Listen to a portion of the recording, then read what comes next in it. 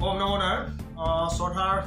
অসমবাসী অসমীয়াভাষী ৰাইজলৈ মই স্বামী পৰশুৰামগিৰি মহাৰাজ নাগাওৱাই মই মোৰ প্ৰশ্ন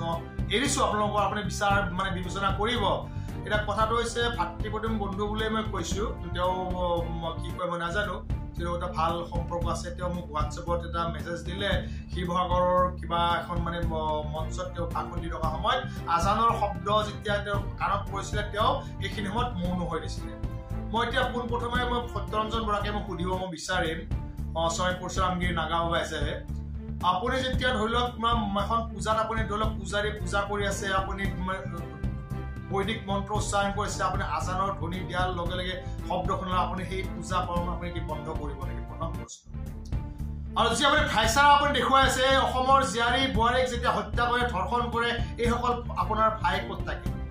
যিয়ে গো মাতৃক হত্যা কৰি ধৰ্ষণ কৰে যিয়ে গো মাতৃক সেই নন্দীবাক হত্যা কৰি সেই গো মাংস খাই কিনিলি পাৰে আপুনি সেইসকলক কিবা ক'ব পাৰিব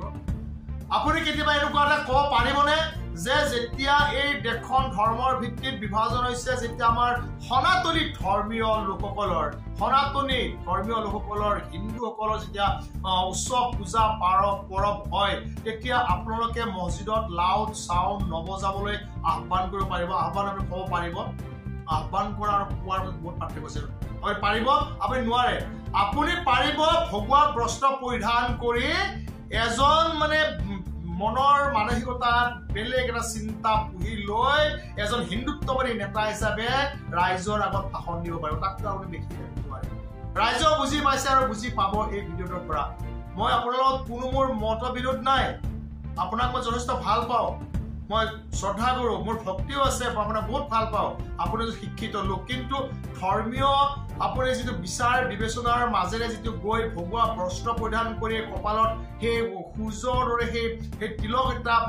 লৈ আপুনি যেতিয়া আল্লাহু আকবৰ দিয়ে মঞ্চত ইমান ধুনীয়াকৈ হাঁহি মুখে আমাৰ সনাতন হিচাপে এজন নগা সন্ত যে নগা সন্যাসী হিচাপে আমি দুখ পাইছো আৰু অসমৰ ৰাইজেও নিশ্চয় দুখ পাইছে ইয়াৰ বিচাৰ অসমৰ ৰাইজে নিশ্চয় কৰিব আমি কিতাপৰ হাৰত পাইছিলো যে জংগলত কিবা এটা বেলেগ জন্তু নীলা কালৰ আহিছে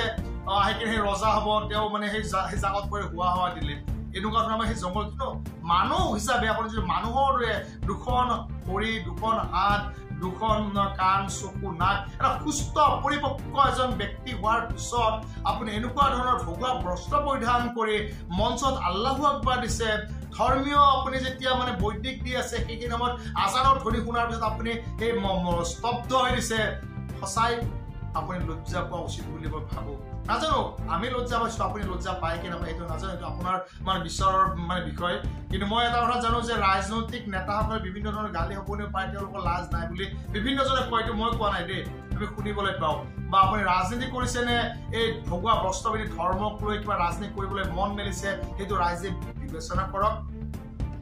ভগৱানে আমাক সুমতি প্ৰদান কৰক সৎ বুদ্ধি দিয়ক সৎ আয়ুস প্ৰদান কৰক মই তাৰে কামনা কৰিছো জয় আই অসম জয় শ্ৰীৰাম জয় হিন্দ ৰাষ্ট্ৰ ওম নমো নাৰায়ণ